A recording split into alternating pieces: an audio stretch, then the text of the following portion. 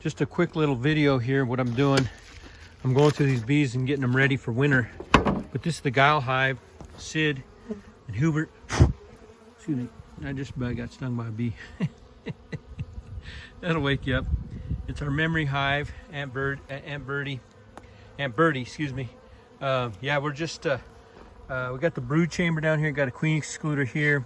But I'm looking through here to see if any of this honey's ready, and it's not. It's just it's just nectar right now. So what I'm doing is I'm just going to leave this for them. I won't have to feed this hive. They've got nectar. It's not cured, so these bees are going to be doing good. I think this is a newer queen I put in here this year. It's a 21 queen, so they have good numbers. And so I'm just going to put all these back. I did a quick repair. This frame came apart, so I stuck a nail on the side, restuck it in, and we're just going to give this all to them. I won't have to feed this hive at all. That'll save me time, money, and sugar's getting more expensive. So we're just going to put this one back together. I'm going to pull this off, take the queen excluder off. Might do a very quick examination, but I've examined this one already.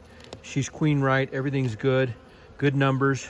We'll do another treatment on these soon, oxalic acid, but this hive is going to be done. We won't have to do anything to it. So good news. Quick update on the Geil hive. Thank you, wonderful sponsors, and Aunt Birdie, this is for you. We love you. Take care. Bye.